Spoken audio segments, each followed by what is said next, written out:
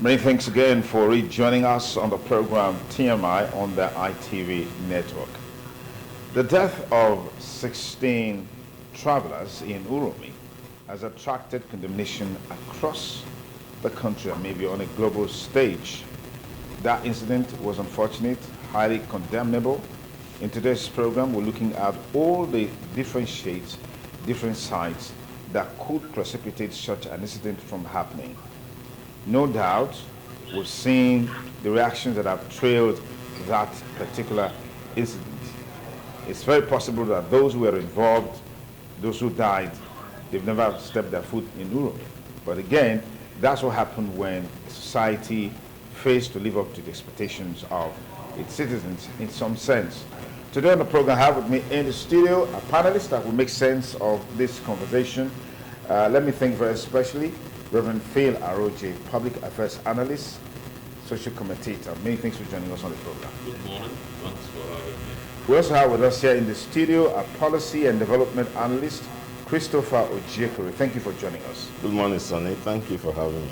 We have with us a member of the Vigilante Network of Nigeria, Victor Aitoloje. Thank you for joining us on the program, Victor. It's nice being here. Okay. Also joining us in the conversation is the Special Advisor to the Edo State Governor on Communication Strategy and Media Project, Godswill Inegbe. Godswill, many thanks for joining us on the program. Thank you for having me. Good morning, everybody. Okay, fantastic. Let's get started. Let me start with Victor. Let me start with Chris. I'll come back to Victor in a moment. The attention has been drawn. I mean, it has received wide attention, the incident in Uromi. As we speak today, some people are threatening fire and brimstone. The condemnation is at its highest peak from all the highly placed individuals across the country. Is there something we are missing in all of these conversations? Yeah, what we are missing is that Edo people who have long sold the souls of their brothers and sisters are now realizing that your community matters to you. So before I continue, I would like to commiserate with about 200 families in the past few months in Edo State that have had their mothers slaughtered in the farms, have their fathers and children slaughtered in the farms, and those who have suffered kidnapping, as happened recently in Auchi, around the Bera camp, not far from the military checkpoints, where 4 people were kidnapped from their own streets at Igbira camp in Auchi. You can confirm this from the security forces, only very recently. We have videos, and I have a lot on my phone now, of farmers who have been slaughtered in their farms. There's a camp in Ovia here. It's just a farm settlement. It's a camp. The people were sleeping at night, and then herdsmen or terrorists, we shouldn't actually be using the word herdsmen, terrorists who went to those camps, slaughtered them in the night. We have about 7 dead bodies lying there. And I'm telling you things that have happened within the last 1 month. Now, burnt down some part of their houses. We have video there of Fulani herdsmen and terrorists entering into farms and uprooting cassavas that people have planted and are waiting to harvest for this season and feeding them to their cows. And then those who dare to challenge them have been slaughtered. So for the 200 families in Edo State that have been slaughtered in the past 3 months, we commiserate with you. Now we know that we have north and south, because the language I hear from those who are condemning is south and north. It is no longer what happened in Edo State, it's what happened in the south and what happened in the north. So we find solidarity when it comes to anything happening to people in the north. And then from the north. It doesn't matter what they do. It doesn't matter that what we are dealing with has a history. It doesn't matter that on a daily basis, Edo people are reporting killings in their farms, destruction of their economy. It doesn't matter. All of that don't matter. As long as it has now happened to those who are from the north, then you have bodies, you have sociocultural groups, you have all sorts of people rising up in condemnation. It is a shame. it is condemnable, it is incendiary. If we react like that and look at things from such selfish prism, you will have war in this country, because you have families right now who are crying, who are angry, who have lost loved ones to this kind of brutality in the bushes. And now, as I have told you, they have entered into the town of Auchi, and we are not having anybody condemning it. Before now, during the Buhari's regime, I remember that we had serial, kind of killings like this. And then when Tinubu came in, there seemed to have been a little stopgap. But it appears that just recently, as soon as we started hearing of the political actors in the North complaining that Tinubu has neglected the North, we are beginning to see a resurgence of this. We understand what is going on. It is happening in Nigeria, it is happening in Edo State, and we are keeping note, irrespective of all those hypocrisies you see in the press. The people are feeling the brunt, they are losing loved ones, and they are not going to be moved by what you are doing in the press.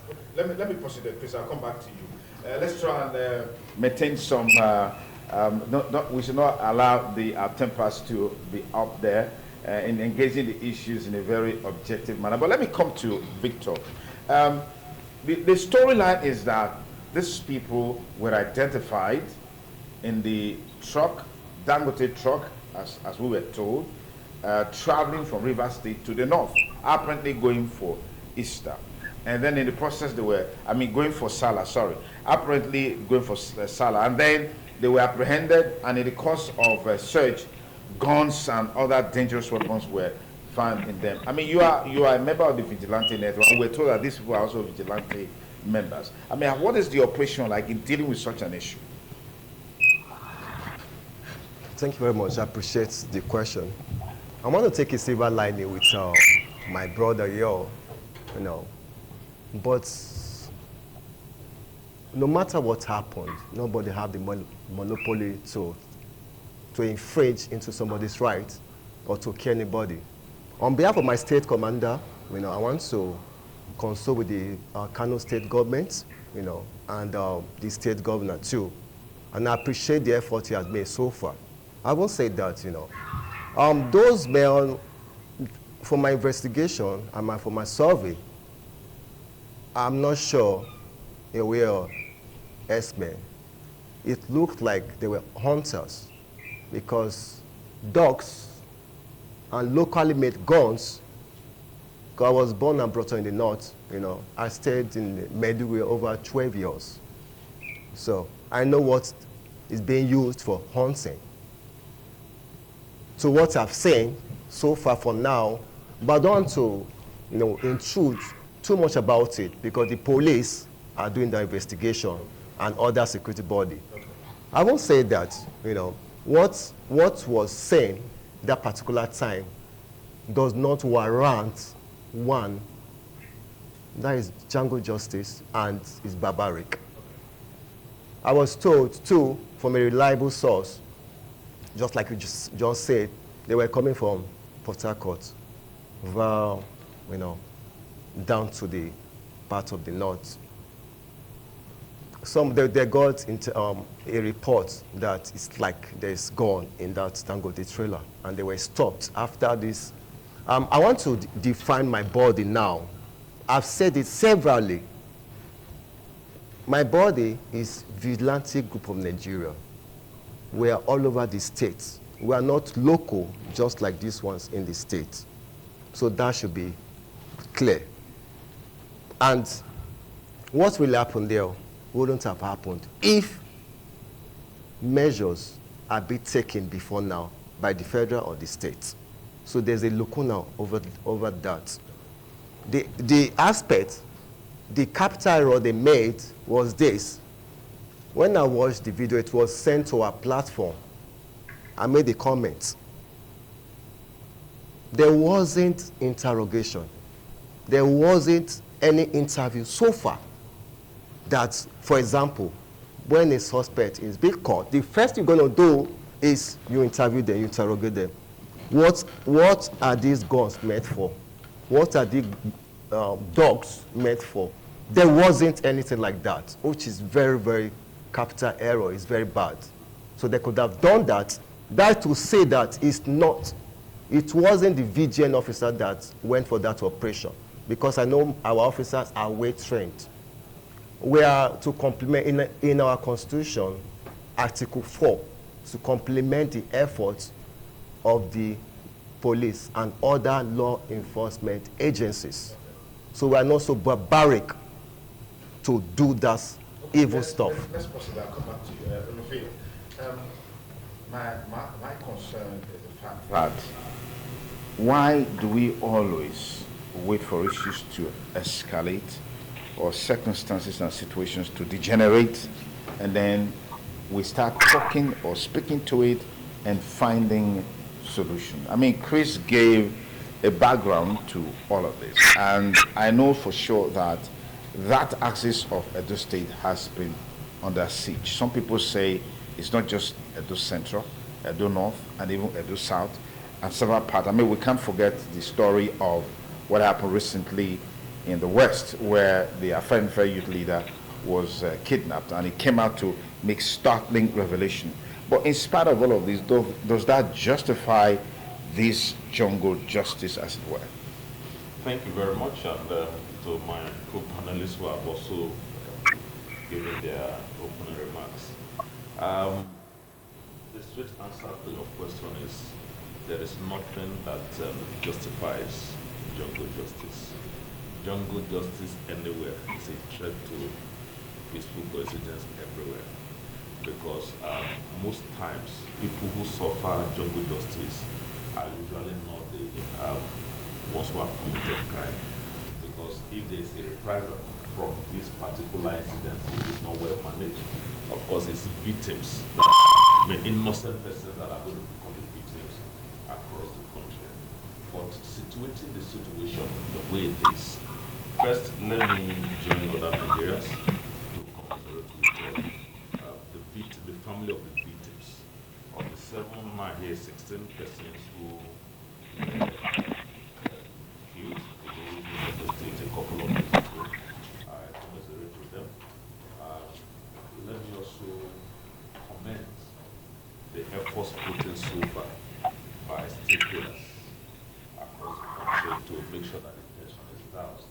As a matter of fact, knowing that I was coming here to discuss this morning, I spoke to a very senior citizen in Uromi who told me that if not for the intervention of the state government, his physical president, what he told me is that even the government went to this and was speaking Hausa language, otherwise there would have been a major crisis in Uromi. And unfortunately for us in Edo State, these persons from the other part of the country, so a lot of damage can be done with the blame of a windshield and one hour across Edo State. What that means is that beyond what is happening, what has happened and what has been happening before, we're actually sitting on a bed of gunpowder in our state. What could have led to this kind of jungle justice? Like my friend Chris said, in the last couple of, not just weeks, years, Edo State has been under siege. That's the reality. I have lost people in my community with kidnapping and murder and all the rest. There's one professor, a lecturer with who was kidnapped and murdered in my community. You know, so across the state, Edo State, people have suffered this way. And so that's why people have to take laws into their hands. That's the truth. Because if you cannot get justice, if you cannot be defended by the authority, then you have to defend yourself. But it shouldn't get to this point of killing innocent citizens. Sir, is it right, is it appropriate for a civilian to carry any kind of weapon and travel along the road with it? Who licensed them? Was there a license for those guns? Were they authorized to travel with guns like that? Will an Edo man, will a Southern Nigerian man carry even a catapult on his pocket and walk on the street of camp or casino? Will they be allowed to do that? Do we have two legal systems in Nigeria? Do we have two sets of citizens, first class and second class citizens in Nigeria? So for us to have peace, there must be equity and justice. If there's no peace and justice, things like this will keep repeating itself.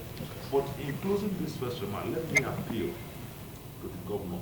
He has taken the first step by going physically to Uromi to speak. to the outside community there, then it should still keep engaging nationally and regionally to ensure that we bring this thing down. It shouldn't go beyond this point. Everybody in government will do that. But let me mention that just last month, in February, 114 persons still coming from the north were intercepted by Motoku in Ondo State. By the time they were proofed, they discovered it was only 3 out of the 114 that knew the reason why they were coming to Ondo State. And they were about offloading them on the forest between Ofusu and Ore when they were intercepted, and they were sent back. We can't afford to continually having people come and invade our forest and our farmland and mess up our system. Okay. All right, let me quickly bring Godswill Inegbe, who is the Special Advisor on Communication Strategy and Media Project to the State Governor, Senator Monday Okpebholo. Godswill, talk to us about what has been done to douse the tension. There are questions and concerns that the state government is really not doing enough to tackle the security problem in the state. That seems to be why we've had this sort of conflagration of security challenges in the state. Let's get a take along those lines. Thank you so much. Good morning to everyone. Thank you for having me this morning. Once again, on behalf of the government of Edo State, and once again express condolence to the families of the victims that were gruesomely killed in that unfortunate incident. The state government has already condemned that barbaric act, and I also want to put it on record this morning that the gruesome killing is a vagrant disregard for the constituted order of justice administration in the state and in the country. And this state, and of course the country, is a nation governed by laws.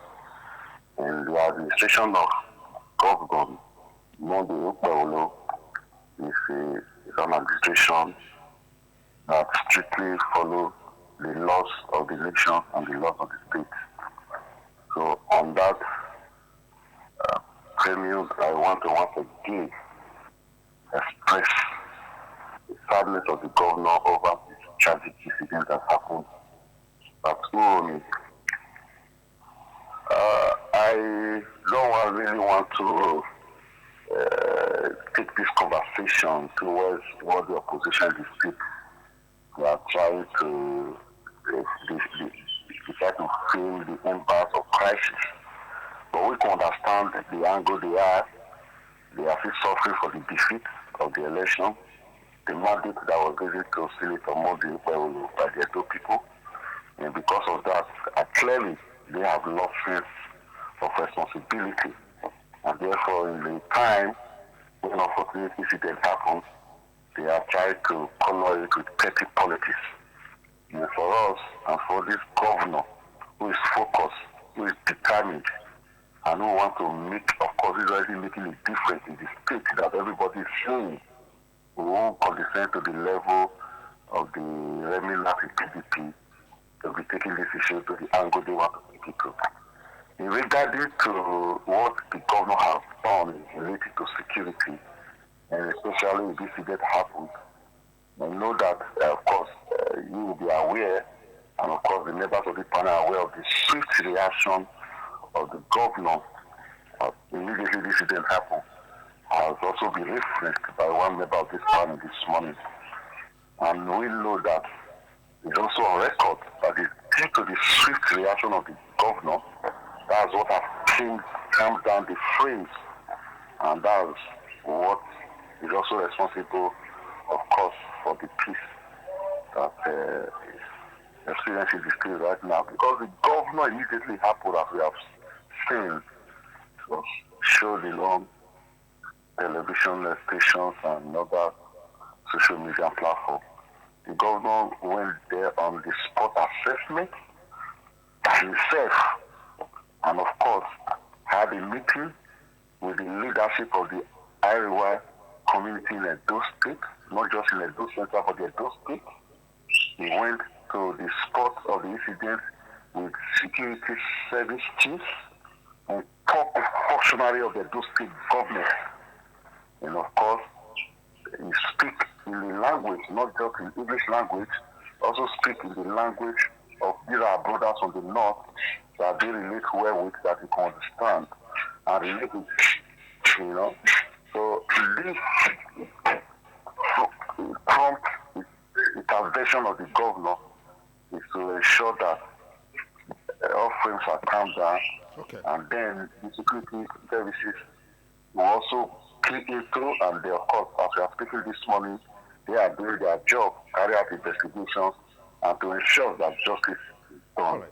Godswill, I will come back to you in just a moment before we conclude this conversation. We'll come back to you in just a moment. If you just join us, it's still TMI on the ITV network, reviewing all that transpired in Uromi with all the reactions that are coming forth across the country over the killings of 16 travelers who were found with guns, machetes, and other dangerous weapons. They were mistaken for kidnappers against the background that the town has been under siege from kidnappings and other vices in recent times associated with herdsmen. We'll take a short break. We'll be back with you in just a moment. Don't go away. Thanks again for rejoining us on the conversation this lovely Monday morning, focusing on the fallouts of the Uromi incident in which 16 travelers were killed, and it's receiving wide condemnation against the background of how that incident took place. Our panelists here have been looking at the issues from their own perspectives. Gentlemen, once again, thank you for joining us. Chris, this has become a pattern. And what do you think can be done to nip this in the bud? I'm deeply concerned by the fact that we are seeing some sort of resentment from the people against the structures and institutions of governance that are supposed to protect them. And are you bothered about this? I don't think I should be the one that should be bothered. The government should be bothered. The Fulani people in Edo State should be bothered. You see, this question of intimidation of Edo people in Edo State would stop. It has to stop. The state is a metropolitan state and cosmopolitan state. And we allow people from all sections of the country to do business here. You have as much presence of the Igbo community in Edo State as you have of the Fulanis. The same thing with the Yoruba community and people from other parts of the country. Why don't we have this problem with them? All the alleged problems you have in our farms and the killings going on in our farms are done by one tribe, the Fulanis. It is time the narrative should be on why are the Fulanis killing Edo people.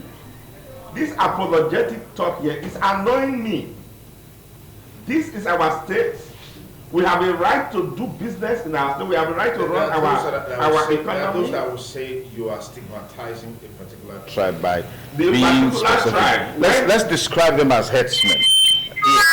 Let's describe them as herdsmen. I am not going to describe what I know. I shouldn't be invited here to come and begin to use the language that these people are using. I'm a civil society practitioner.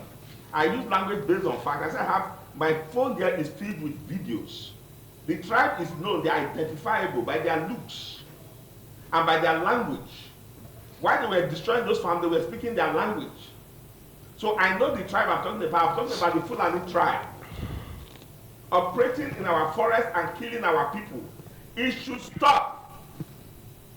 This is our Let me just take you on that, Chris. Yes. We cannot also take away the fact that in every tribe you have the good, the bad, and the ugly. Good. So when you say that, you are being generalistic. I think you should be. I'm talking of the ones that are killing. I'm talking. That's what I'm saying. I think I'm being specific. I'm talking of the ones that are killing our people in the farms, and that are killing our people. I said they went to Auchi, a street in Igbira camp near the soldier checkpoint, and that I'm talking about 2 weeks ago, and kidnapped 4 people from their houses. Nobody is talking about those narratives. The lives of those people don't matter. So it is the government that should be worried whether you are going to continue to have a country that will remain in this kind of tension, because according to Newton's third law, actions and reactions are equal and opposite. The fact that you are talking does not affect the emotional reaction of the man who has lost a loved one in a brutal killing to a kidnapper. So people can be talking. How do you account for the emotional reactions of people who lose loved ones? That is what you saw at Uromi. It is not as if those boys just love to go to the streets and kill people. It is a reaction. For every action is a consequent reaction. We cannot escape from reality. So if the leaders now are talking, as I understand that the governor is talking, cannot have sent a delegation now to come and talk with the governor, these are the things they should be discussing. The president has given his usual cliche of go after the victims and so on. This is what the president should be concerned about. Should he continue to preside over a country where you have this kind of underlying subterranean tension that is likely to bubble over? Phil Ayoje just told you just now that after he had this conversation with his friend, he said if the governor did not go to Uromi, things would have escalated. That at the blast of the whistle, that is the same thing the terrorists who went to bomb Israel thought, October 7th.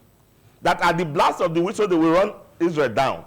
We are having piles of tens of thousands of people since October 7th till now. The war is still on. So you can't tell where it's going to go. Nobody should think that they have monopoly of violence. The world is a global village, and there are networks.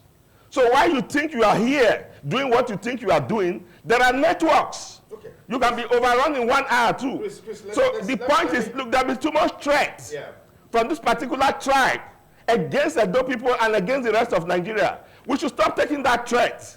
Nobody has monopoly of violence. If you give me an AK-47, I will sooner kill 10 foolish illiterates that they can kill me because I have more intelligence to do so. So what they should do, what we should begin to converse now is, should we amend our laws that Edo citizens should also carry weapons? The security man here did not mention whether the laws permitted people to be traveling on our streets and going to our bushes, hanging AK-47 and killing our people. He didn't mention that. Should our laws be amended? Are we going to continue to be slaughtered in our own place?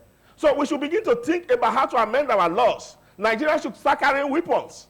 If you don't allow Nigeria to carry weapons by law, weapons will still get to the hands of Nigerians. Because this is a wake-up call that we are not considered to be of any consequence. When we are being killed, it shouldn't be news. It is only when there's a reprisal attack. Okay, Chris, thank you. Let's calm down. I know it's a very emotional moment against the background of how that incident took place. But let me come to you, Victor. You mentioned a while ago that the vehicles were not searched, but eventually the arms that were discovered were dingo. That's what we were told. Does the law permit anybody to carry such instruments around without proper license, as it were? Not really. Not really. The law vividly did not permit anybody to carry arms, but they were claiming that they were hunters. And I know hunters are being, they carry weapons, local weapons. The so-called Herdsmen, I want to distinguish something here. We have the Fulanis, we have the Shoas, we have Kanuris, we have the Hausas. They're different people entirely. But our people down here generalize them as one Fulani, just like you just mentioned, my senior brother here mentioned. Did you profile these ones that they are not Fulanis? Go ahead. The question Johnson asks, the law does not permit, but if you are going for a hunting and it's being found in a bush and you've been identified, because the law, like Edo State now, the chairman of Hunter is my friend. They have ID cards. Where there was, I said initially, there wasn't any confession or interrogation. Like thank you, Dale. Yeah. That's the capital error they made. There wasn't confessional statement. As me there was now, could have been different ballgame entirely. Now, they are being alleged as Fulani. What is the criteria to define them as Fulani? What is the, what is the prerogative that classified them to be Fulani? So all those questions are supposed to be asked to those being arrested already. I was told over 15 people have been arrested already. So they have to make claim or defend themselves. What if they were confessional statements that defined that they were, Herdsmen or whatever? So that is it. No law permits that. So I want to answer your straight question. What's your concern about the semi-complicity of the local people, either at the level of traditional institution, community leaders, and what have you, as far as this issue is concerned? Because that's a plank of the conversation that is very huge. Yes. If you take bearing from where my friend Chris is speaking from, the perspective he's speaking from, these issues, the underlying issues, is that our people have been traumatized, terrorized and traumatized over the years. As a matter of fact, the Edo State government had proactively amended the anti-kidnapping law and have physically taken steps in implementing them.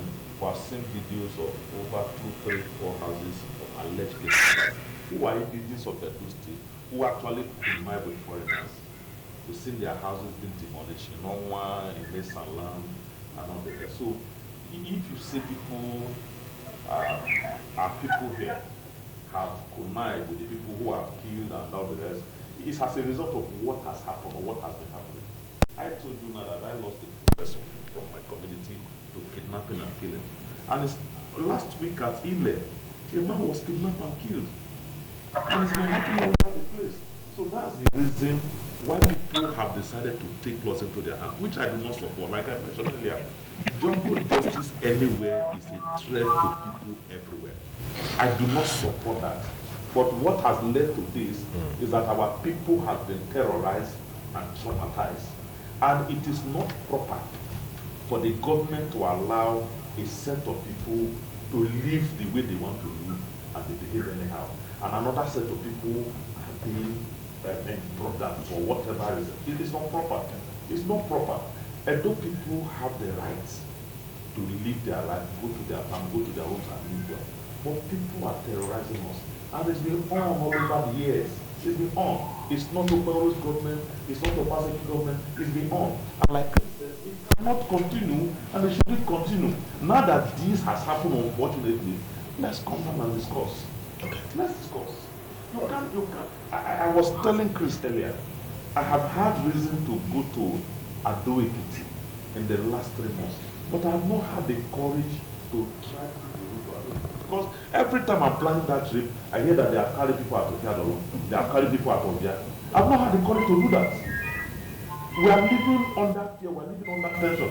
Do I have the resources to employ police to escort me? I don't have the resources. So we are practically caged because you don't know the next step. There are roads I can't travel through in Edo State. I won't, for any reason. Yeah.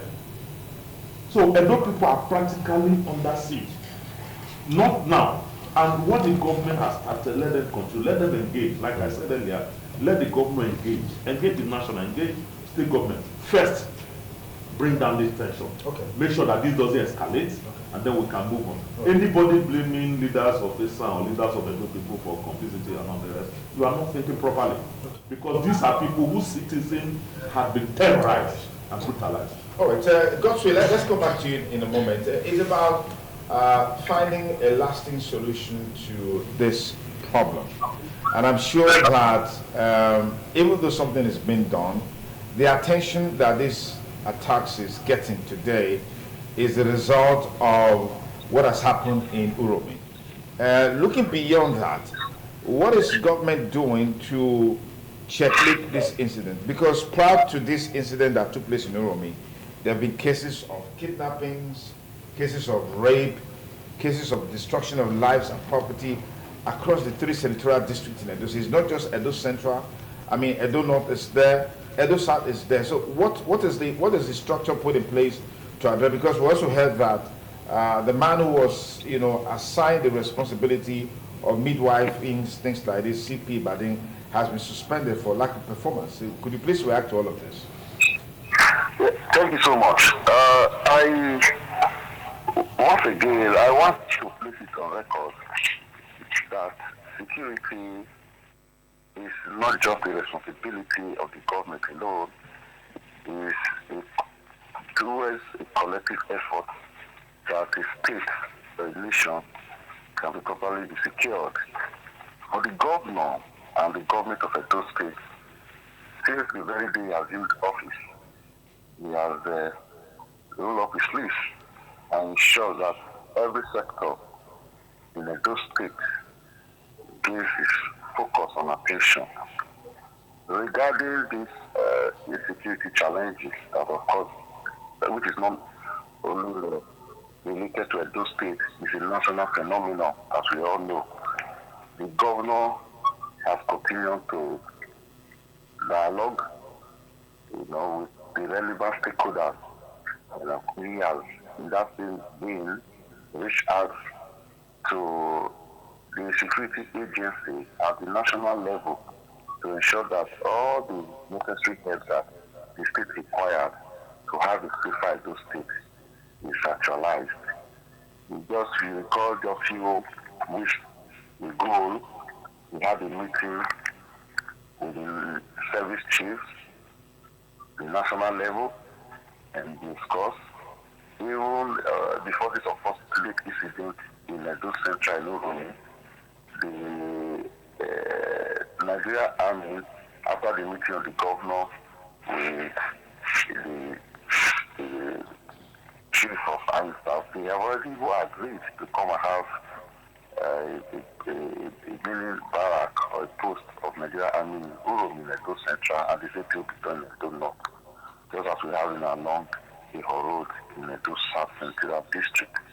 When this governor came aboard, coming to the security architecture in the state, when we met on ground, the governor noticed that it wasn't enough to help to strengthen security personnel to carry out their duties and responsibility. And as usual of the governor, swiftly took action by providing logistic vehicles like brand new office and relevant security gadgets and equipment for the security agencies in Edo State to do their job. And I don't really want to go into politics because what we are discussing is very, very important. But I just want to find out from you, with all this support that has been given, are the results there to show that insecurity has subsided in Edo State? If we're looking at some of these incidents that are taking place, I recall not too long ago, there was a similar attack in Ukun, that's in the southwest. We can just go on and on. Are we seeing the result in spite of this, with these investments that have been made? Yes, of course.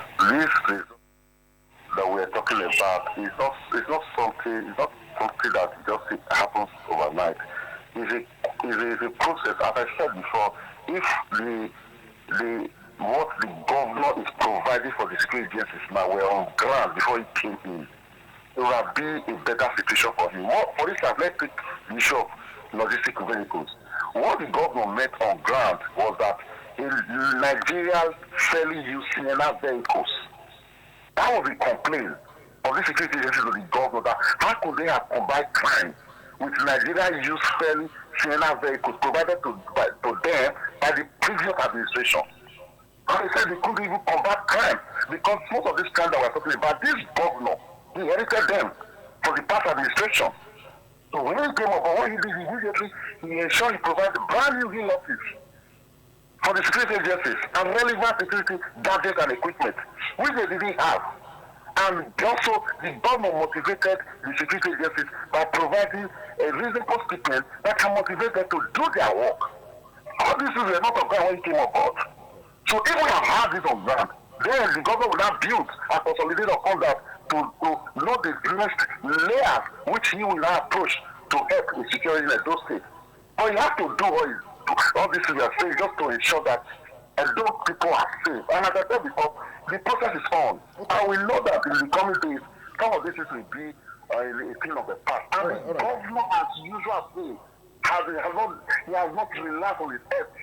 Every day, every moment, he's doing everything humanly possible.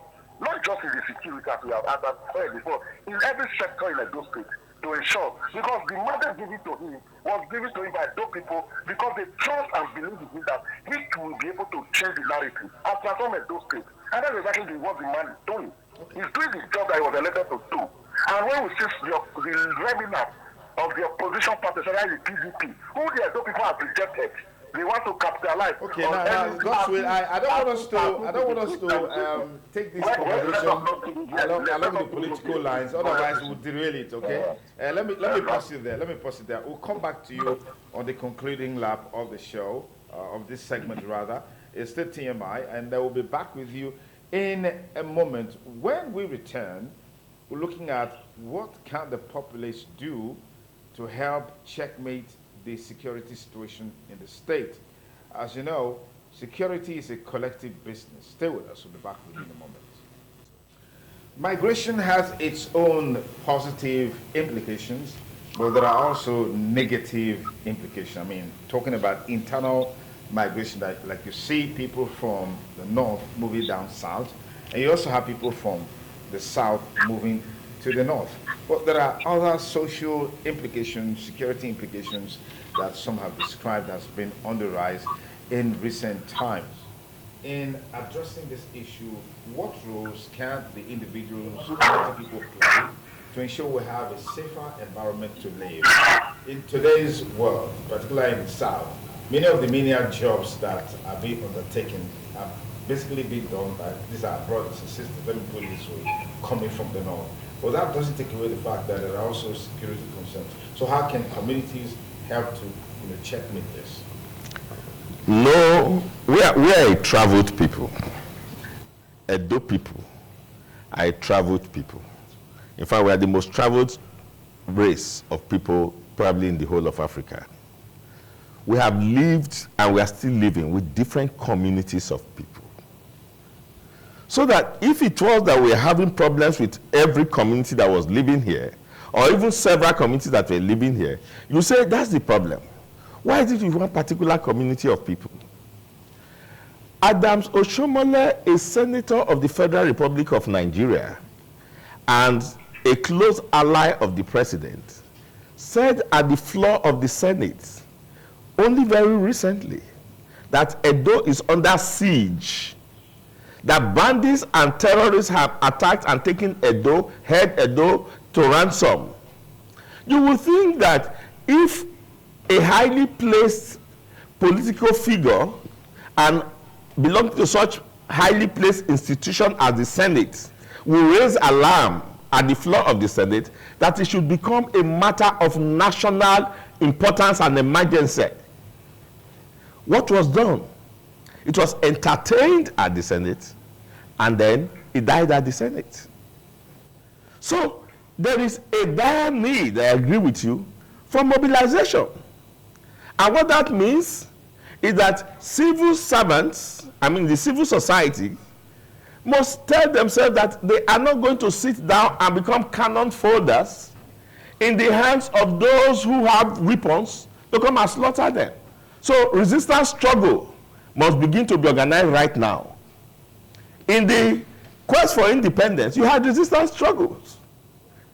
The people didn't necessarily kill anybody, but they had resistance struggles against the oppressors. In places where you colonize forcefully, you have resistance struggles. So I think we have been sleeping too much. I'm not calling on those citizens as civilians to form alliances. There is no reason why Uromi should be sleeping while Owan is being slaughtered, and why Owan should be sleeping while Isako, Okpekpe, people are being slaughtered.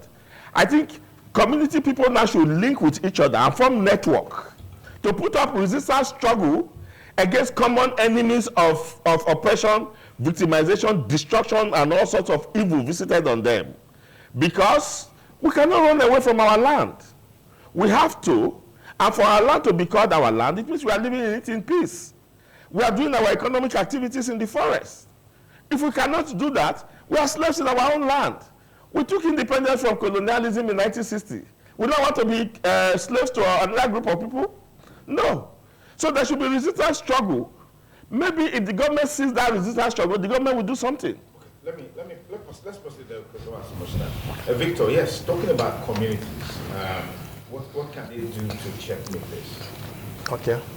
The first is the traditional rulers should be carried along, in the sense that they should form a reliable, well-oriented vigilante bodies. Like my body, for example, the VGN, we are all over the world. Each local government or ward, they have a unit. Like the unit commander should be called, which we have been doing right from time. Most of the commanders, almost all the commanders in our 18 local government area are working with the traditional rulers. But when this network came up, it was now politicalized, in the sense that, I said it here before now, that there was a capital error made by the SA during Obaseki's time. Aruna. You don't just go to the streets and tell people to come to Uromi by then, ring road, with whatever they have, minus AK-47 and, pump passion. Sorry, AK and cut to size. It's not done. The first mistake has been made. So the correction now is this. They should call, we have organized, registered body covered with CAC. The head should be called for a meeting. The first meeting head, are you aware, sir, that the first, after the NSAS stagger, Ikpobaha was the first local government to start vigilante. A student was killed after she finished her SSC around Benin City. POS, she was dropped. So the governor was worried, deeply worried. He now called the SA. That what do we do? That was the mistake he made. But now, for the correction is this. Not a registered security body like VGN, OPC, and 1 or 2 Crime View.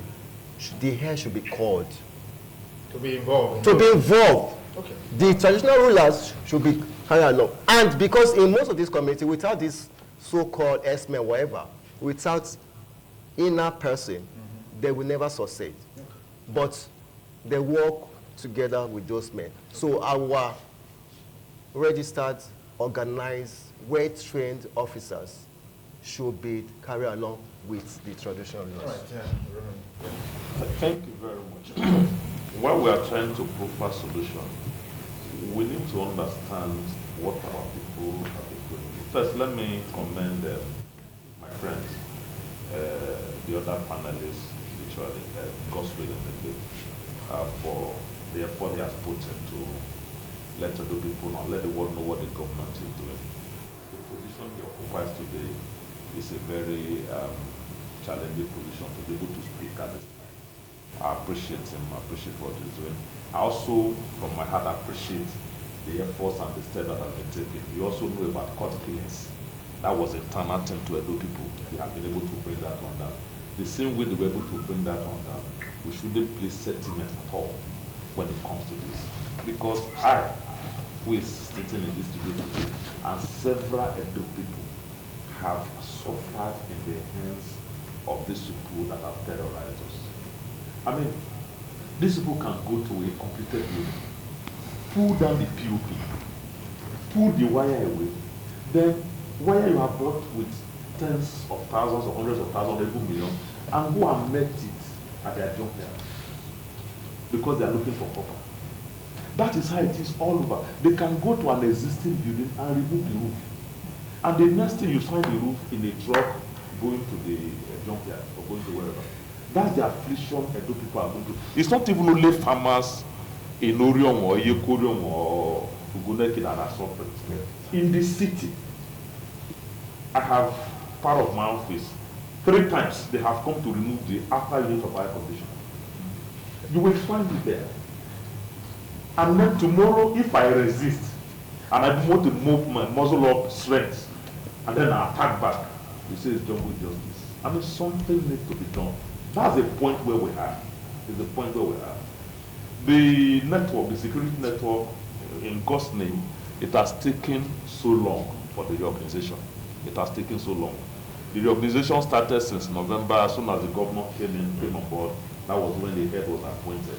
I think it has taken so long. What I think they should do, appoint heads for each local government. And then from the local government, they can begin to appoint for what? Because we have been on one spot from November to today. We have not had a VGN security network. They've all done fantastic job in time past, and we need them back on our feet. As a matter of fact, this was the alternative to the state police we are talking about. Yes. Yes, the alternative was state police. It. Since the federal government will not recognize state police, they recognize the VGN and all the rest.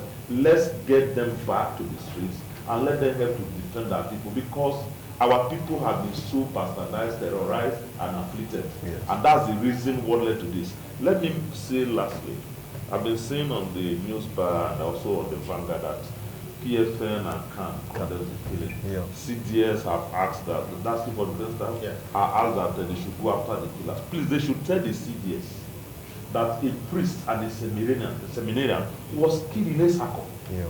And we have not gone after that. I am the state secretary of CAN, Edo State. By structure, I'm the number 4 person, sorry, state secretary of PFN, not CAN. State secretary of PFN, Edo State. I'm the director of youth, women, and education development in CAN, Edo State. By the structure of PFN, I'm like number 4 person.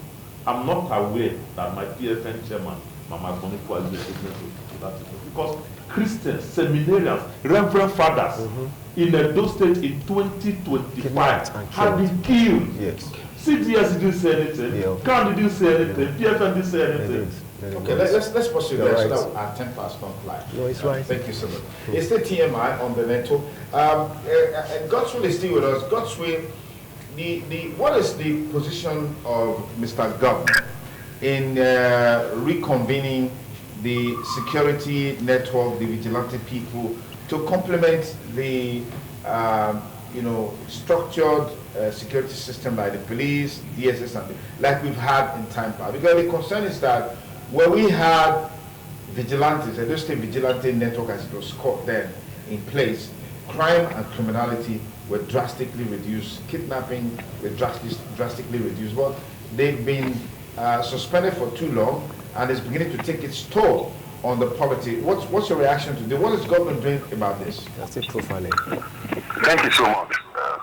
The governor is doing everything humanly possible to ensure that we have a well-structured vigilante group and a well-orientated members of the group in order for them to carry out their duties and responsibilities in accordance with the rules and the laws of the state.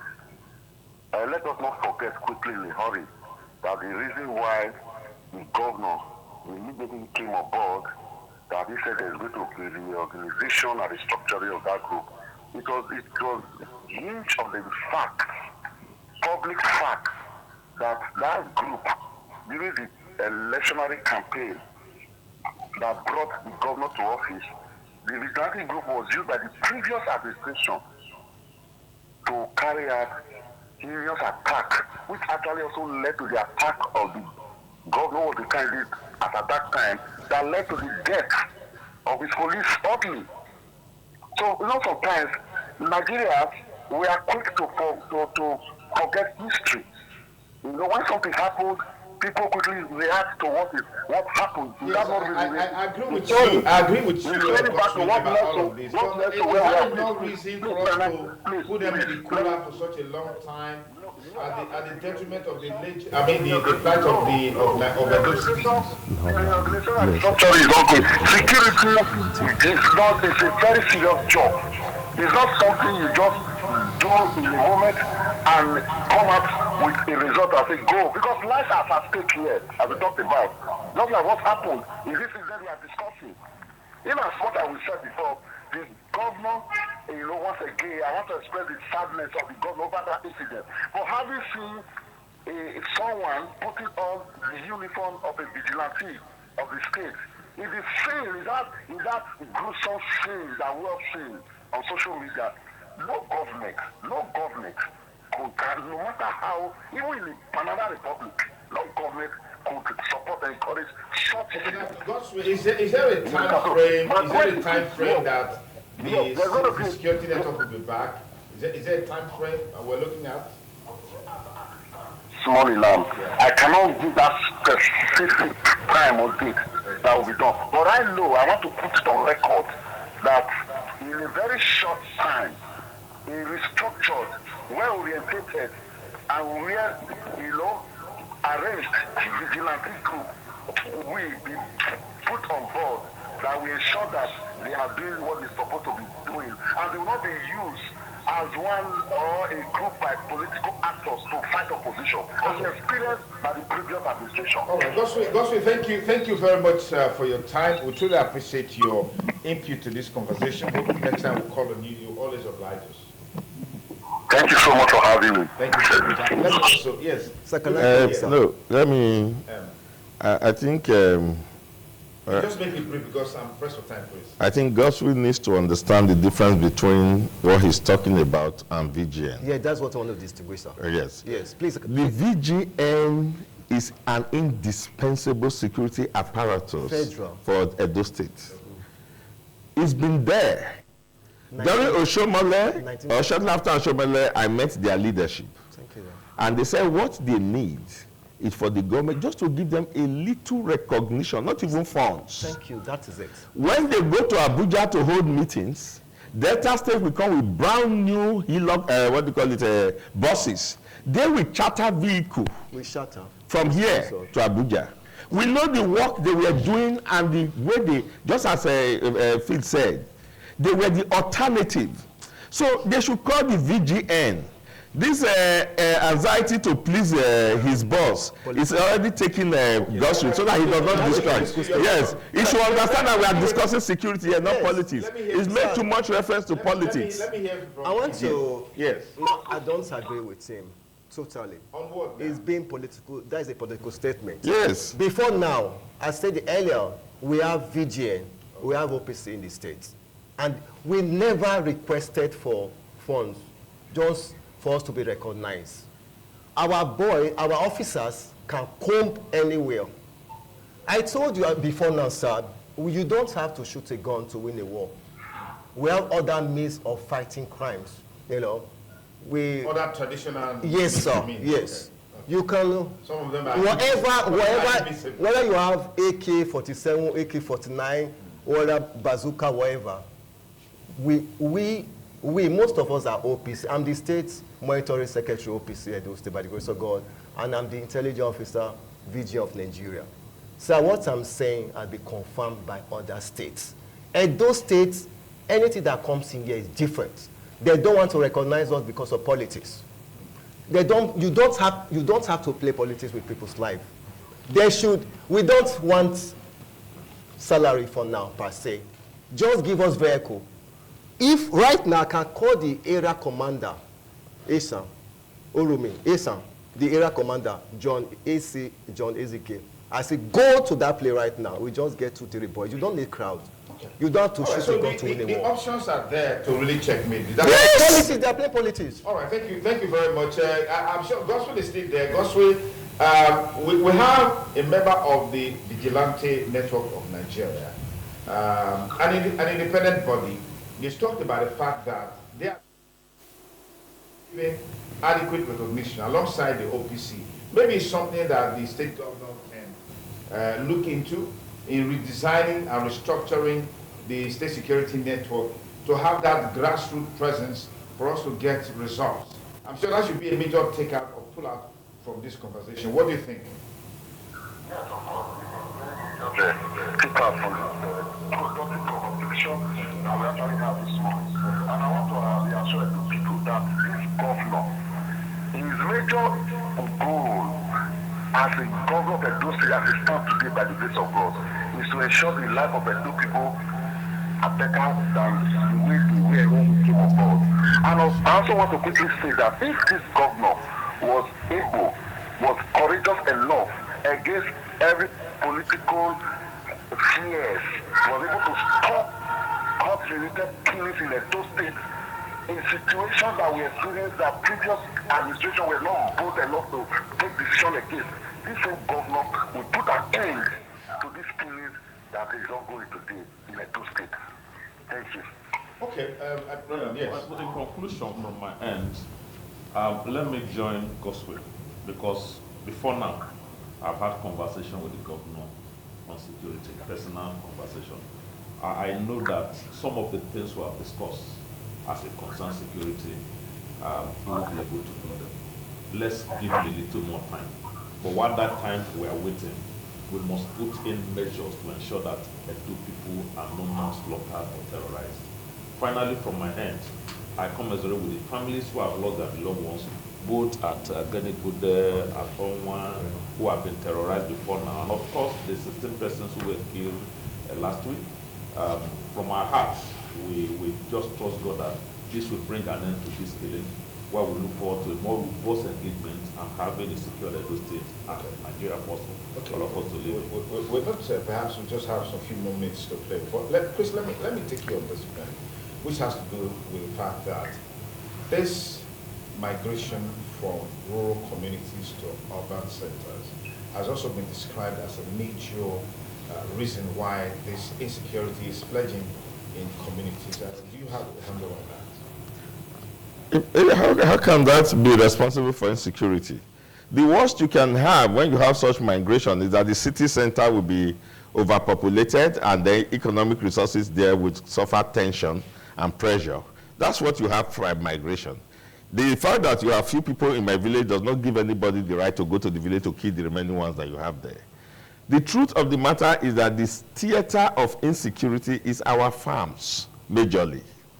So there seem to be, and they should take note of this, there's a fifth columnist theory that the North wants to destroy the economy of the South and render us completely impotent. But there's no evidence to back that. Yes, the evidence, that's why I said, you see, dialogue is going on. Why dialogue is going on? You bring everything to the table. Now, there's no evidence also to back that it was Uromi boys that killed those 16 people. There's no evidence to back anything. So the truth of the matter is that we should bring everything to the table. Why are you going into our farms or putting our cassavas and feeding them to cows? Why we have a rainforest. We have more grassland than the ones that are cultivated inside the Edo State. We have left the whole grassland for you. We left the whole forest to you. Why targeting the farms? So I mean, you can't stop logical process. You can't stop mental, process. So the question is, I'm happy now that everybody is involved. This one is involved. Delegation is coming from Kano. The governor's essay is there. He should take notes and submit it to the governor. Let the governor put it on the table. This is the situation you are creating. Yes, there are fifth columnist conspiracy theory that the North want to destroy the economy of the South, so that we can depend on them only for food. So that is also a theory. So the question is, there is no reason why migration from the rural to the urban should create, you have what we call internal crimes, like robbery and so on and so forth. But we're talking of invasion. Most of these people are not even Nigerians. Okay, Chris, let me thank you, gentlemen, for the views and the useful insight. The very robust insights that you brought to bear on our conversation. Next to Godswill Anegbe, who is the Special Advisor to the State Governor on Communication Strategy and Media Projects. Thank you so much for coming. And Victor Aidodeji, thank you so much for coming. Thank you, sir. Nigeria, and of course, it's always a delight to have you. Thank you so much.